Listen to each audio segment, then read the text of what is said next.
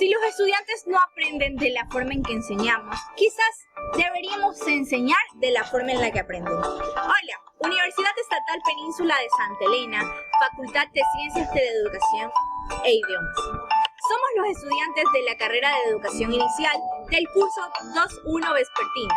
Sus integrantes: Solís Morán Carla Melisa, Suárez Sánchez Keila Maite, Tigrero Clemente Katy Lourdes, Tomalá López Nicole Madeleine, Tomalá Soriano Emily Yamelixa, de la materia Didáctica General, con el profesor PhD Mario Nordaz.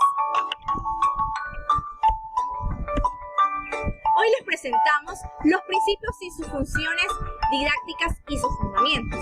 También un ejemplo que refleje la importancia de uno de los principios en el desarrollo del aprendizaje. Para empezar, ¿qué es un principio? Bueno, un principio es un concepto amplio. Es una base de ideales, fundamentos, reglas o políticas de lo cual nacen las ideologías. Entonces, ¿qué son los principios didácticos? Bueno, los principios didácticos son normas generales que se aplican en el proceso de la enseñanza, el aprendizaje, para dirigirlo y regularlo. Ya sabiendo esto, ¿cuáles son los principios? Bueno, hoy les vamos a presentar 8. El primero, el principio del carácter científico.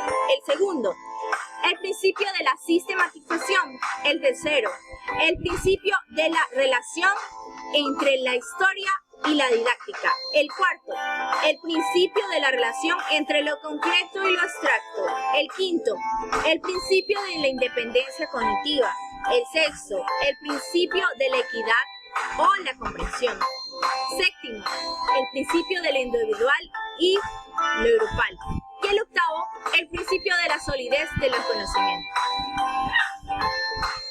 Ya sabiendo esto, vamos a abarcar el primero, que es el principio del carácter científico. Bueno, este principio consiste en que toda la enseñanza de hechos, principios y leyes deben de tener un carácter científico apoyado en la realidad. Se da en 3 sentidos. El primero, se debe enseñar conocimientos verdaderos y correctos. El segundo, el profesor debe enseñar científicamente. Y el tercero, el maestro debe aprovechar cada situación de enseñanza para educar. Bueno, continuamos. Tenemos el segundo, que es el principio de la sistematización. Bueno, este principio didáctico de la sistematización se deriva de las leyes de la ciencia, que nos señalan que la realidad es una y forma un sistema, y solo se divide en parcelas de acuerdo con el objeto de estudio, pero sin perder su carácter sistemático. Como tercero tenemos el principio de la relación entre la teoría y la práctica. Creo que todos conocemos esto, ¿verdad? Bueno, la teoría es la enseñanza en el sistema de contenidos curriculares que se deben transmitir a los estudiantes, pero para que estos logren un grado de impacto o de asimilación, el docente estructura actividades prácticas en las que los alumnos se involucran más con la información recibida. Como cuarto, tenemos el principio de la relación entre lo concreto y lo abstracto. ¿Qué será eso? Bueno, este principio didáctico consiste en la necesidad de vincular los datos reales y concretos con sus generalizaciones teóricas a través de un proceso planeado para su apropiación por los alumnos. El quinto es el principio de la independencia cognitiva. Bueno, este principio es de carácter consciente y la actividad independiente del alumno. La tarea educadora del docente debe ser orientada en 2 sentidos. El primero es la transmisión de conocimientos y adquisición de los mismos por parte del docente. Y el segundo, la dirección del maestro debe fomentar con sus tareas diarias las cualidades como la inquietud, la intelectual, la curiosidad científica, la disciplina hacia el estudio y la constancia, la técnica y el autocontrol en su aprendizaje. Y sobre todo, la honestidad, claro que sí. El sexto es el principio de la obsequiabilidad o comprensión. Este principio constituye la exigencia de que la enseñanza sea comprensiva y posible de acuerdo con las características individuales del alumno. Consiste en conocer un nivel intelectual y académico de cada uno de los grupos. Como punto de partida para la planeación de la didáctica, todo docente deberá hacerse el siguiente cuestionamiento. ¿Mis alumnos tienen la preparación suficiente para asimilar este contenido? Bueno, como nosotros como futuros docentes nos tenemos que hacer esta pregunta. Si no presentan las condiciones apropiadas, estará inhabilitado para la abstracción científica y se limitará a la repetición de conceptos y definiciones. El séptimo, el principio de lo individual y lo grupal. ¿Qué nos quiere decir esto? El proceso educativo debe ser conjuntar los intereses del grupo y de cada uno de sus miembros con la finalidad de lograr los objetivos propuestos y las tareas de enseñanza. Para el logro de los objetivos educativos es necesario que el principio se desarrolle desde el primer grado para fortalecer tanto la integración y el trabajo en equipo como el trabajo independiente. Es muy importante. El estudiante deberá reconocer y valorar la importancia de su desarrollo académico individual en la función del logro de objetivos en grupo.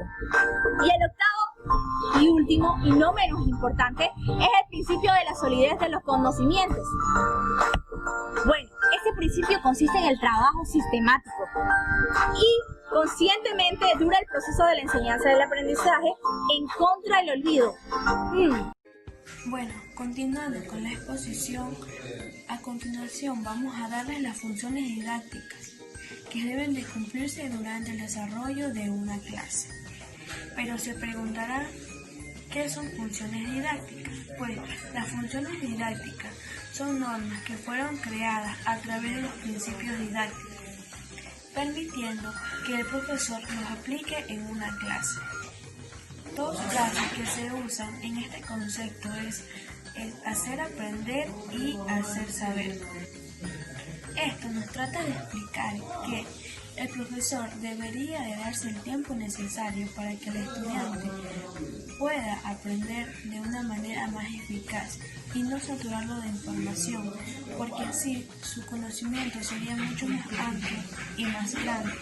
Pero si llenamos al estudiante de mucho conocimiento, de muchas letras, de muchos conceptos, el estudiante quedaría un poco saturado y sin ningún conocimiento alguno, porque no pudo aprender algo muy bien, ya que el profesor no le dedicó el tiempo necesario. Por eso, estas normas ayudan a que el profesor también ayude al estudiante para que tenga un mejor conocimiento.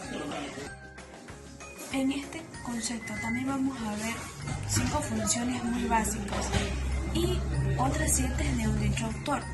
La primera función que vamos a ver es aseguramiento del nivel de partida, que entre paréntesis con siglas mayúsculas va ANP. ¿A qué nos referimos con aseguramiento del nivel de partida? En este concepto se debe retroalimentar al estudiante, es decir, que en este incluye un breve comentario de la clase anterior, es decir, la clase anteriormente ya vista, dándole las pistas necesarias al estudiante para la clase actual. Otra función que vamos a ver es orientación hacia el objetivo, entre paréntesis OHO.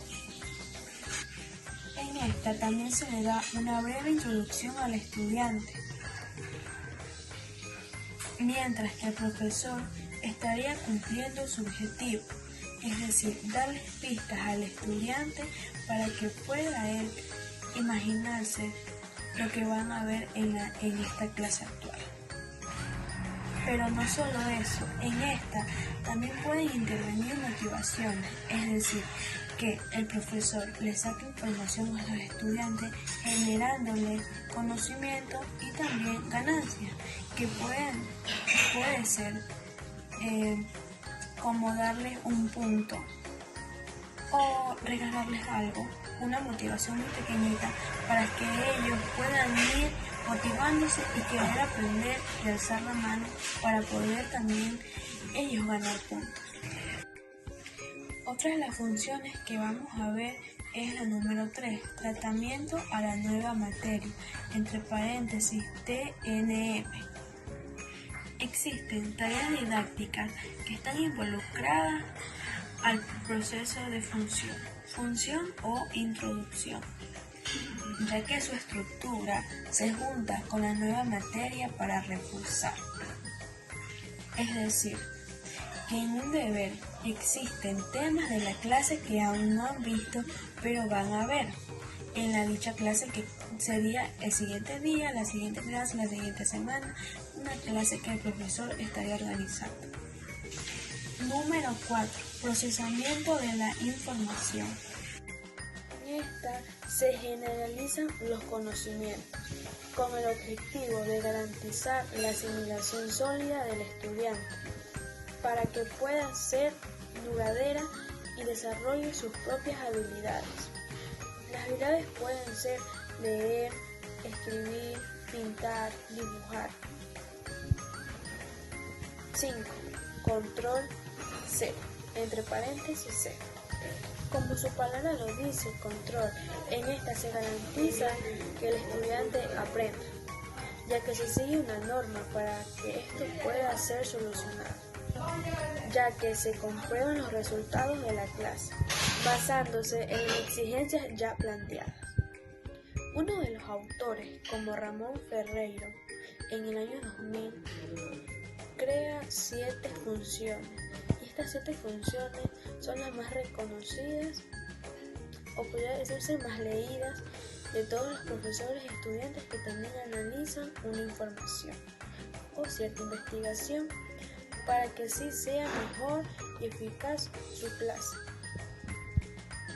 La primera, número 1, ambiente agradable. Se refiere a que el ambiente debe ser considerable, es decir, el estudiante debe de sentirse cómodo y satisfecho.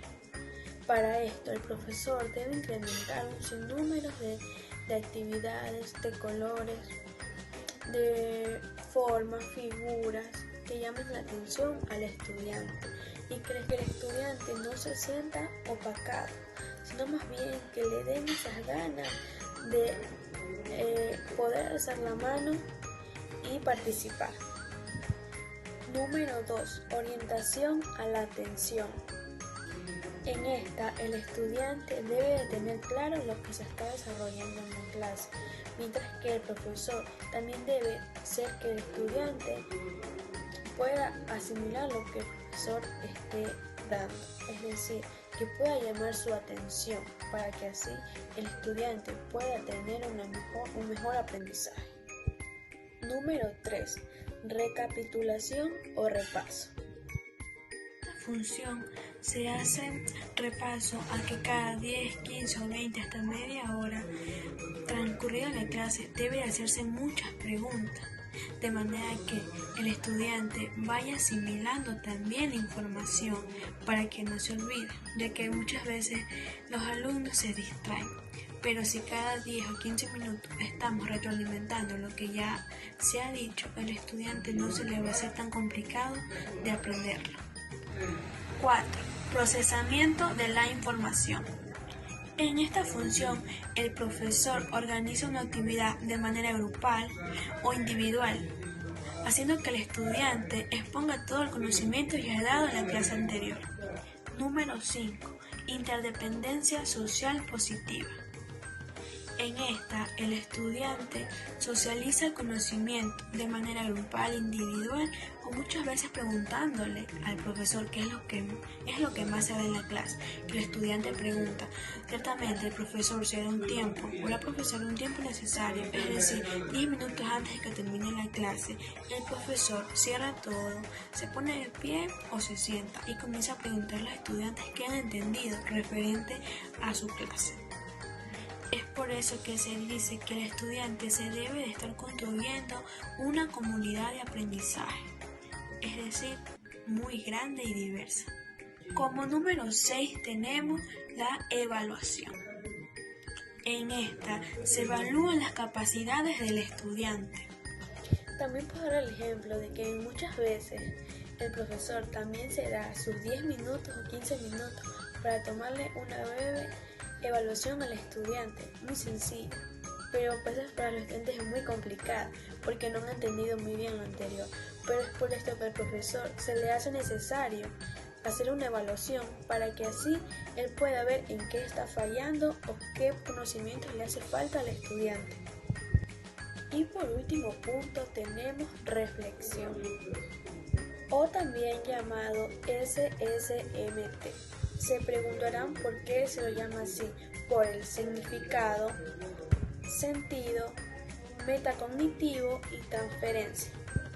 En esta también se hacen preguntas, como ya antes le hemos mencionado, pero en esta es más importante para el profesor, ya que el profesor reflexiona qué ha aprendido el estudiante. A continuación les voy a dar unos ejemplos de principios y funciones didácticas. Uno de los famosos ejemplos y más mencionado es el cuentacuentos. En este la profesora se disfraza, pudiendo así llamar la atención del estudiante, mientras que los estudiantes hacen que su imaginación vaya mucho más allá.